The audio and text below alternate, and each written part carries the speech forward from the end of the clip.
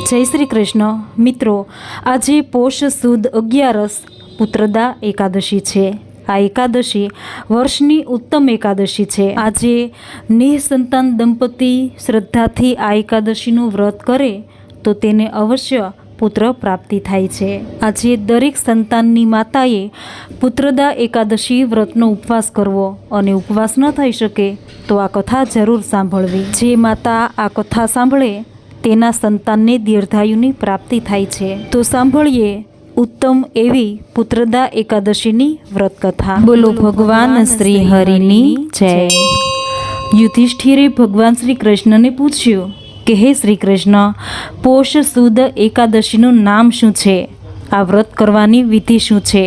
આ એકાદશીમાં કયા દેવનું પૂજન કરવાનું હોય છે અને અગાઉ આ એકાદશી કોણે કરી હતી તે સર્વનું મહાત્મ્ય મને કહો। ત્યારે ભગવાન શ્રી કૃષ્ણ કહેવા લાગ્યા કે હે પાંડુપુત્ર સત્યવાદી યુધિષ્ઠિર, સર્વ પાપને હરનારી, રિદ્ધિ સિદ્ધિ દેનારી આ એકાદશીનું નામ પુત્રદા છે। એનું વ્રત કરવાથી વિદ્યા, લક્ષ્મી, કીર્તિ મળે છે। એટલું જ નહીં પરંતુ સંતાનહીન મનુષ્યને સંતાન સુખ પ્રાપ્ત થાય છે। અગાઉ ભદ્રાવતી નામના નગરમાં સુકેતુ નામે રાજા રાજ્ય કરતા હતા। તેની રાણીનું નામ શૈવ્યા હતું। પતિ પત્ની સર્વ પ્રકારે સુખી હતા, પણ તેને સંતાન સુખ ન હતું। વંશ વૃદ્ધિ તથા રાજ સિંહાસન માટે નિરંતર એ લોકો ચિંતાતુર રહેતા। રાજા રાણી પોતાની પાછળ વંશનું નામ રાખે એવો પુત્ર ન હોવાથી હતાશ બની શોક કરતા હતા। પુત્ર વિનાની જિંદગી વૃથા છે। પુત્ર વિનાના રાજમહેલ, નોકર ચાકર સર્વ સુખ નકામા છે। પુત્ર એ ઘરનો અને કુળનો દીવો છે। સંતાનહીન મનુષ્યનું મોઢું પણ કોઈ સવારમાં જોતું નથી, તેને અપશુકન્યાળ મનાય છે। જેનું ઘર બાળકોથી ગુંજતું હોય તેની આલોક તેમજ પરલોકમાં શુભ ગતિ થાય છે તેવી લોક માન્યતા માનતો તે આમને આમ અસ્થિર મગજ રહેતા દુબળો થતો જતો। રાજા એક દિવસ વહેલી સવારમાં કોઈને કહ્યા વિના ઘોર જંગલમાં ફરવા ચાલ્યા ગયા। જાત જાતના વૃક્ષો, જાનવરો, પક્ષીઓ વગેરે કુદરતી લીલા અવલોકતો અને મુગ્ધા થતો રાજા સમયનું ભાન ભૂલી ગયા। બપોર થયો, સૂર્ય તપ્યો, ત્યાં એને કકડી ભૂખ લાગી। પાણી વગર એનું ગળું સુકાવા લાગ્યું। રાજા વિચાર કરવા લાગ્યા કે મેં યજ્ઞ, પૂજાપાઠથી દેવોને પ્રસન્ન કર્યા છે, બ્રાહ્મણોને ભોજન તથા દાન દક્ષિણા આપ્યા છે, પ્રજાજનોનું પુત્રની માફક ન્યાય નીતિથી પાલન કર્યું છે, છતાં મારા એવા કયા પાપ હશે કે જેથી મને આવું દુઃખ ભોગવવું પડે છે?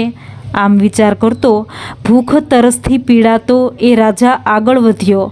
ત્યાં કમળના પુષ્પોથી શોભતું માનસરોવર જેવું તળાવ એની નજરે પડ્યું। એ તળાવની નજીકમાં ઋષિઓના આશ્રમો હતા। એ વખતે તળાવ કાંઠે વૈદિક જપતા ઋષિઓને જોઈ રાજાએ ઘોડા પરથી ઉતરી તેને પ્રણામ કર્યા। ઋષિઓએ આશીર્વાદ આપ્યા।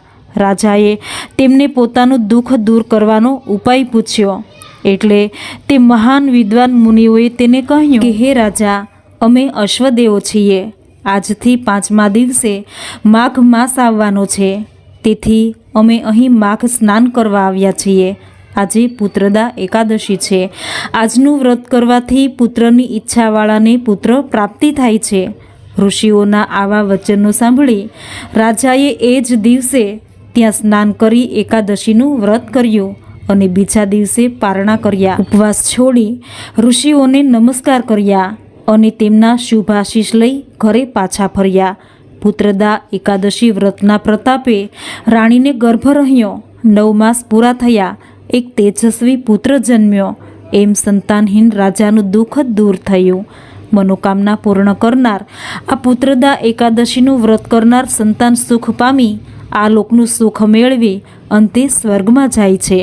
આ કથાનો પાઠ કરનાર અથવા સાંભળનારને અશ્વમેઘ યજ્ઞનું ફળ મળે છે। ઇતિ શ્રી સ્કંદ પુરાણે પોષ શુક્લ પક્ષે પુત્રદા એકાદશી વ્રત કથા સંપૂર્ણ। બોલો ભગવાન શ્રી હરિની જય। પુત્રદા એકાદશીની વ્રત કથા સાંભળનારની મનોકામના ભગવાન શ્રી હરિ પૂરી કરે તેવી ઈશ્વરને પ્રાર્થના સાથે જય શ્રી કૃષ્ણ, જય શ્રી હરિ।